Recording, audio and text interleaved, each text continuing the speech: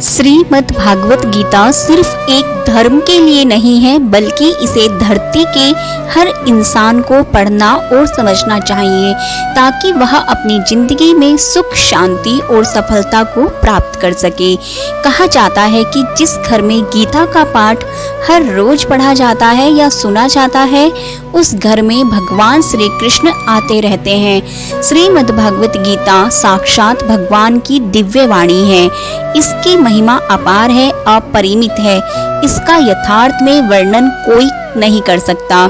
शेष, महेश, गणेश भी इसकी महिमा को पूरी तरह से नहीं कह सकते, फिर मनुष्य की तो बात ही क्या है। भागवत गीता में कुल 18 अध्याय और 700 श्लोक हैं, जिसे सभी के लिए पढ़ पाना थोड़ा मुश्किल है। इसीलिए आज के इस बेहद ही खास वीडियो में हम श्रीमद् भागवत गीता के 18 अध्याय के 700 श्लोकों के सार के बारे में बात करेंगे, जिन्हें जानकर आप श्रीमद् भागवत गीता का सही मतलब समझ पाएंगे। इसलिए इन विचारों को आप हर रोज रात में सोने से पहले जरूर सुने। तो चलिए जानते हैं भागवत गीता के 700 श्लोकों के बारे में। भगवान श्री कृष्ण अर्जुन से कहते हैं कि मैं सभी प्राणियों के हृदय में स्थित सबका आत्मा हूँ। संपूर्ण प्राणियों का आदि, मध्य और अंत भी मैं ही हूँ।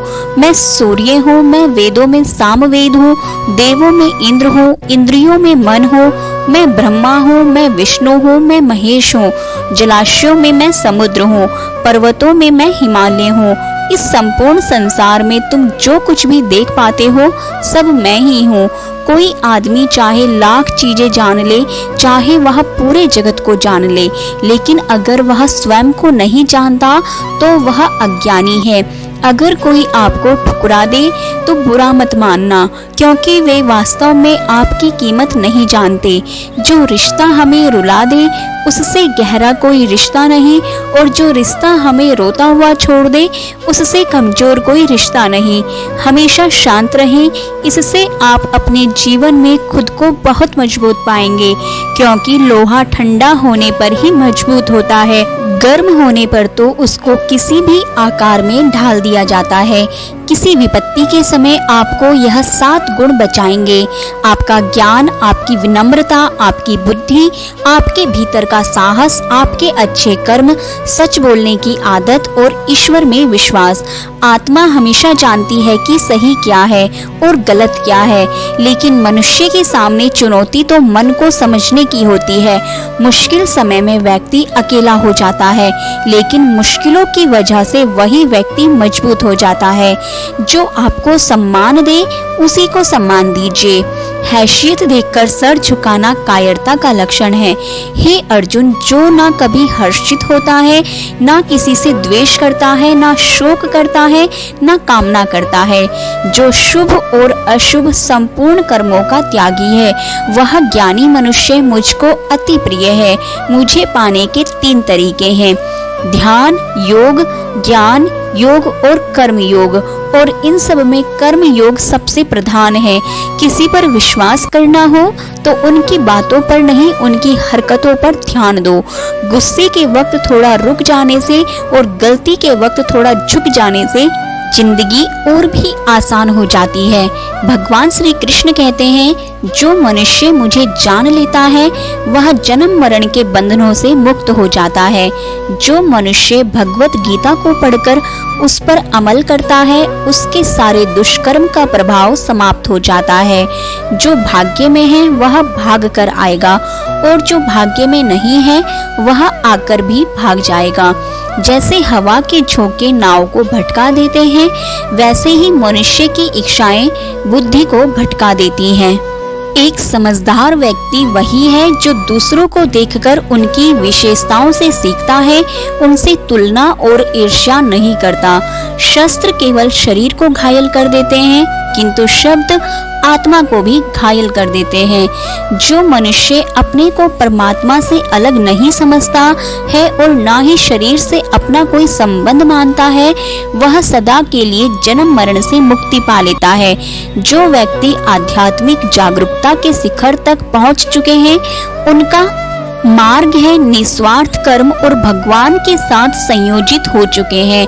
उनका मार्ग स्थिरता और शांति है। मानव कल्याण ही भगवत गीता का प्रमुख उद्देश्य है।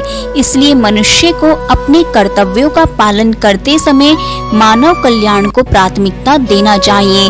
श्री कृष्ण कहते हैं, जो तुम्हारा साथ देता है तुम उसका साथ दो, जो तुम्हें त्याग देता है तुम उसको भी त्याग दो। जिस जगह आपका सम्मान नहीं हो वहां पर कभी जाना नहीं चाहिए, वरना लोग आपको कमजोर और बेवकूफ समझेंगे। जहां बारिश ना हो वहां फसल खराब हो जाती है और जहां संस्कार ना हो वहां नस्ल भी खराब हो जाती है।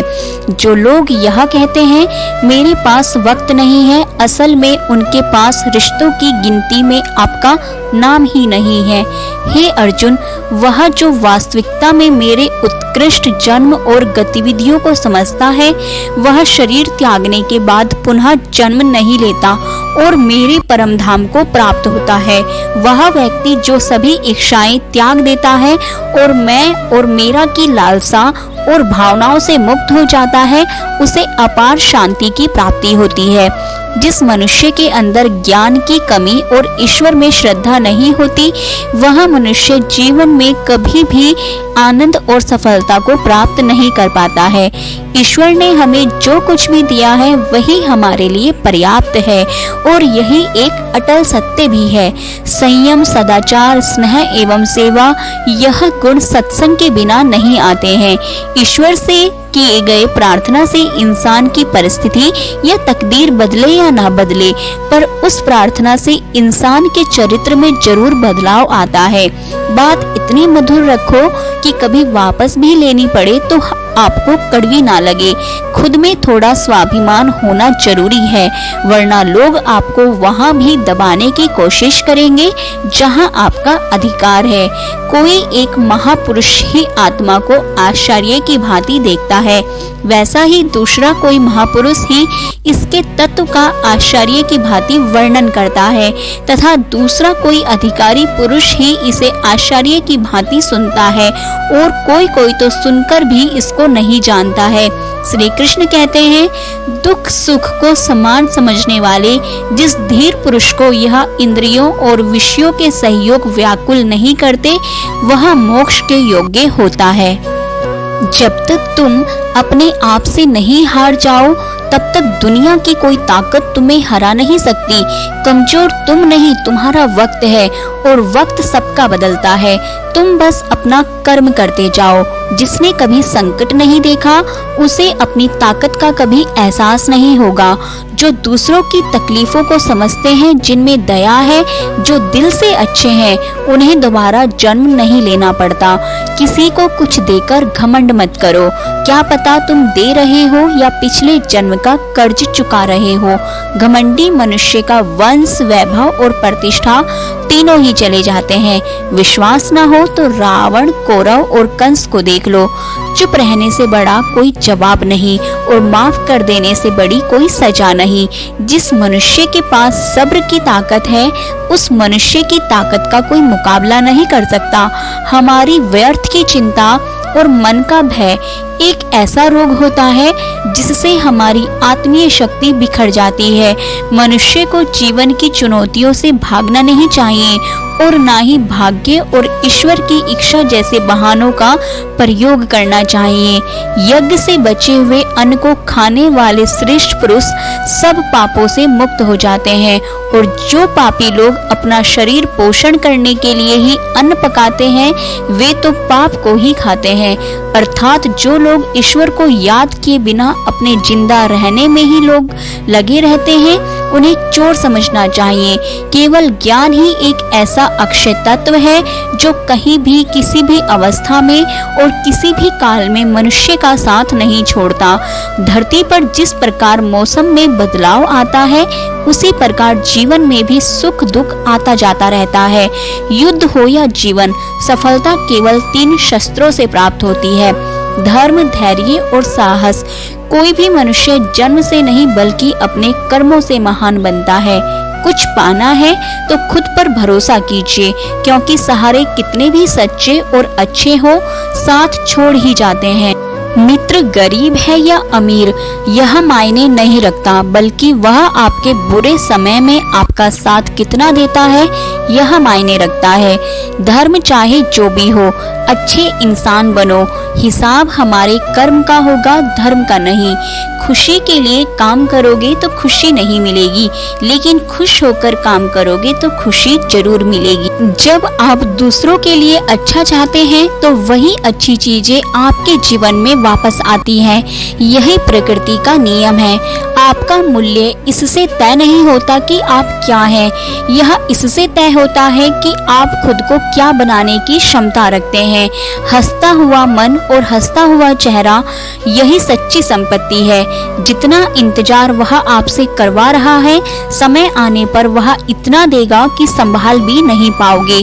कोई आपका साथ दे या ना दे, निराश मत होना, क्योंकि परमात्मा से बड़ा हमसफर कोई नहीं होता। खुशी आजादी पर निर्भर करती है और आजादी इस बात पर निर्भर होती है कि आप कितने साहसी हैं। विश्वास के बगैर इस दुनिया में कोई भी रिश्ता ज्यादा देर तक कायम नहीं रह सकता। यदि किसी भूल के कारण कल का दिन दुख में बीता तो उसे याद करके आज का दिन व्यर्थ ना करें। बहुत से ऐसे लोग हैं जो कर्म करते हुए ही परम सिद्धि को प्राप्त थे। जनक आदि ज्ञानी जन भी आसक्ति रहित कर्म द्वारा ही परम सिद्धि को प्राप्त हुए थे। इसलिए मनुष्य को हमेशा अच्छे कर्म करने चाहिए और फल की अभिलाषा से दूर रहना चाहिए। हे अर्जुन, मेरा इन तीनों लोकों में ना तो कुछ कर्तव्य है और ना ही कोई वस्तु प्राप्त करने योग्य है, फिर भी मैं कर्म करते हुए अपने कर्तव्य का निर्वाह करता हूँ। श्री कृष्ण कहते हैं, हे पार्थ, यदि मैं कर्मों को करने में सावधानी ना बरतूं तो बड़ा अनर्थ हो जाएगा, क्योंकि मनुष्य सब प्रकार से मेरे ही मार्ग का अनुसरण करते हैं। इस दुनिया में हारे हुए इंसान की तकलीफ में पड़े हुए इंसान की कोई मदद नहीं करता, और अगर कोई इंसान थोड़ा सा सफल हो जाए तो उससे कोई खुश नहीं होता। इसीलिए अपना दुख किसी को बताओ मत और अपनी खुशी किसी के आगे जताओ मत। मनुष्य का आहार हमेशा सात्विक और संतुलित होना चाहिए। जिस इंसान को यह समझ नहीं कि वह क्या खा रहा है या क्या खाना चाहिए, कितना खाना चाहिए, कहाँ खाना चाहिए, कैसे खाना चाहिए, वह परमात्मा को कभी पा नहीं सकता। जो मंदबुद्धि मनुष्य सिर्फ दिखावे के लिए कहता है कि उसने समस्त इंद्रियों को वश में कर लिया, परंतु वह मन ही मन उन इंद्रियों के विषयों का चिंतन करता रहता है, वह मनुष्य मिथ्याचारी अर्थात दंभी कहा जाता है। जो पुरुष परंपरा से नहीं चलता, सृष्टि चक्र के नियमों का पालन नहीं करता, अर्थात अपने कर्तव्य का पालन नहीं करता, वह इंद्रियों के द्वारा भोगों को भोगने वाला पापी पुरुष व्यर्थ ही जीता है। परंतु जो मनुष्य आत्मा में ही रमण करने वाला और आत्मा में ही तृप्त तथा आत्मा में ही संतुष्ट हो, उसके लिए कोई कर्तव्य नहीं है। आत्मा का मतलब यहाँ सबसे बड़ा सच है, और जो सत्य को समझता है, सत्य में ही खुश होकर सत्य में ही रहता है, उसके लिए कोई कर्तव्य नहीं है। लेकिन ऐसा कोई लाखों करोड़ों में एक होता है। उस महापुरुष का इस विश्व में ना तो कर्म करने से कोई प्रयोजन रहता है तथा संपूर्ण प्राणियों में भी इसका स्वार्थ से कोई संबंध नहीं रहता। कहने का सीधा मतलब है, जिसे परमात्मा मिल चुका है वह कोई और दूसरा कर्म क्यों करे। जो ज्ञानी है, जिन्हें ईश्वर की सच्चाई मालूम हो चुकी है, उनकी यह जिम्मेदारी बन चुकी है कि उनके काम करने के तरीके से कहीं किसी और के मन में काम करने के प्रति यह अपमान ना पैदा हो जाए। इसलिए उन ज्ञानी जनों के लिए यह जरूरी है कि वह ऐसा उदाहरण सामने रखें जिससे हर कोई अपना कर्म, अपना कर्तव्य करने के लिए प्रेरित हो। तामसिक गुण वाले व्यक्ति आलस्य या नींद इसी प्रकार के कर्म करते हैं। राजसिक गुण वाले बात बात ऊपर शौर्य या बहादुरी दिखाने का काम करते हैं, लेकिन ज्ञानी मनुष्य जानते हैं उनके गुण ही उनसे कर्म करवा रहे हैं, और जो ज्ञानी नहीं होते वह समझते हैं कि सब कुछ वही कर रहे हैं। उठाकर फेंक दो उन रिश्तों को गहरे समुद्र में जिनमें वक्त पड़ने पर स्वार्थ और मतलब की बदबू आती हो। अगर सही मायने में आप अपना जीवन बदलना चाहते हो तो सबसे पहले आपको अपना मन बदलने के लिए तैयार रहना पड़ेगा, क्योंकि जैसा आपका मन रहेगा वैसे ही आपके विचार होंगे, और जैसे आपके विचार होंगे वैसे ही आपका जीवन होगा। जो जा रहा है उसे जाने दो, वह आज रुक भी गया तो कल चला ही जाएगा। आप जितने सरल, सीधे और नरम दिल के रहोगे उतना ही चतुर और बेईमान लोगों द्वारा खदेड़ दिए जाओगे। जीवन में सब कुछ दोबारा मिल सकता है, पर वक्त के साथ खोया हुआ रिश्ता और भरोसा दोबारा नहीं मिलता। भरोसा उन्हीं पर करना जो निभाने के लायक हो। कुछ पल का साथ तो अर्थी उठाने वाले भी दे देते हैं। सच्चे लोगों पर भी उतना विश्वास रखिए जितना दवाइयों पर रखते हैं। बेशक थोड़े कड़वे होंगे पर आपके लिए फायदेमंद होंगे। उन लोगों से तो दूरियां ही ठीक हैं जिन्होंने आपकी नजदीकियों की कभी कदर नहीं की। बड़ा वही होता है जो छोटों के दर्द को समझ सके। कौन क्या कर रहा है, कैसे कर रहा है, क्यों कर रहा है, इन सब से आप जितना दूर रहेंगे उतना ही खुश रहेंगे। हर रिश्ते की अलग अलग सीमाएं होती हैं, लेकिन बात जब आत्मसम्मान की हो तो वहाँ पर हर रिश्ता समाप्त कर देना ही उचित होता है। सुबह की नींद इंसान के इरादों को कमजोर बनाती है। मंजिल को हासिल करने वाले लोग कभी देर तक नहीं सोते। मदद एक ऐसी घटना है, करो तो लोग भूल जाते हैं और ना करो तो लोग याद रखते हैं। हर इंसान दो लोगों से हमेशा हार जाता है, एक अपने परिवार से और दूसरा अपनी पसंद के इंसान से।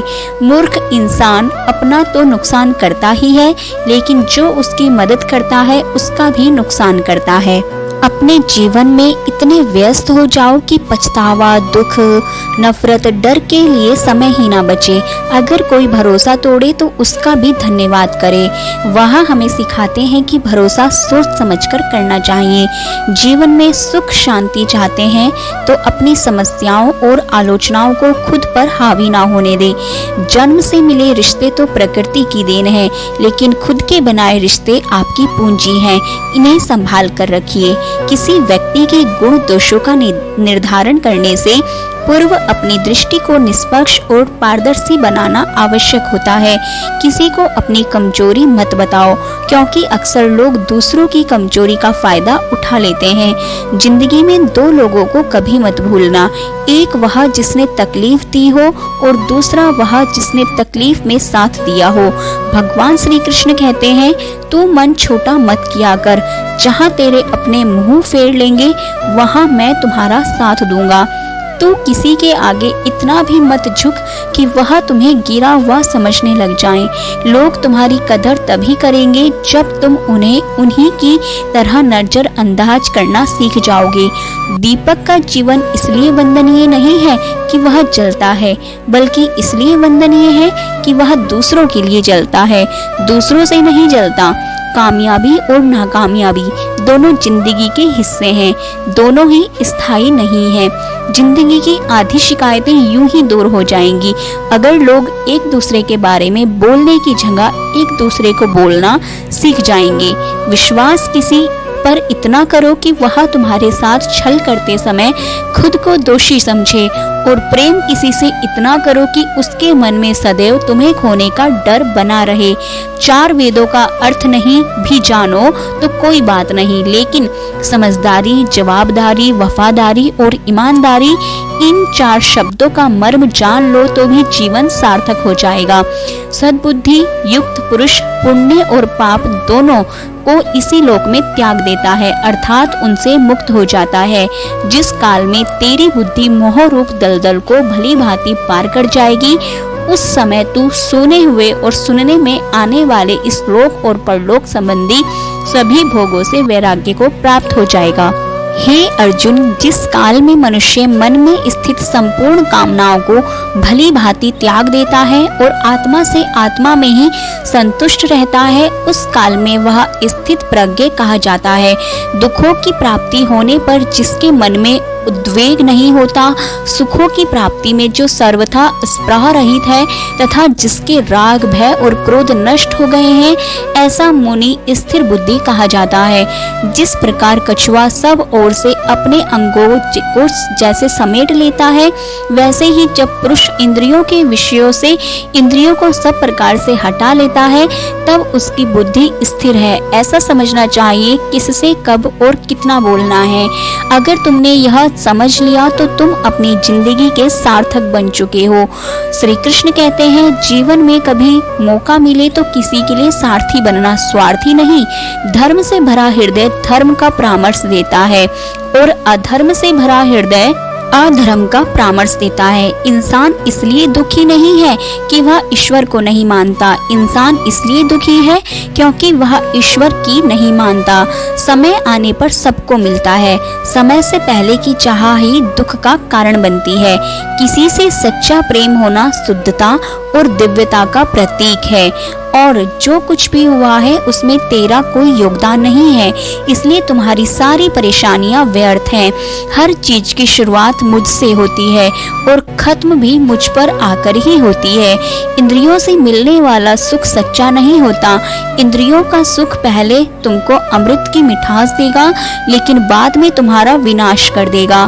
श्री कृष्ण कहते हैं, हे मानव, तुम अपने जीवन को सार्थक बना सकते हो, लेकिन इसके लिए तुम्हें मेरी शरण में आना पड़ेगा। अगर तुम्हें मेरी बातें अजीब लगती हैं, तो तुम्हें अपने नजरिए को बदलने की जरूरत है। अभी तुम चीजों को उस तरह से नहीं देखते हो जिस तरह मैं देखता हूँ। अगर एक बार तुमने मुझ पर विश्वास कर लिया तो तुम्हें जीवन में कभी निराश होना नहीं पड़ेगा। एक बार जो मुझ पर विश्वास कर लेता है, उसका साथ मैं कभी नहीं छोड़ता हूँ। जो व्यक्ति मेरे भक्तों के साथ धोखा करता है, उसके लिए मैं सबसे बड़ा शत्रु हूँ। अगर किसी ने मेरे भक्त को एक बार भी धोखा दिया तो जन्मों जन्मों तक मैं उसका उद्धार नहीं करता हूँ। मैं हर दिल को एक मंदिर की तरह देखता हूँ।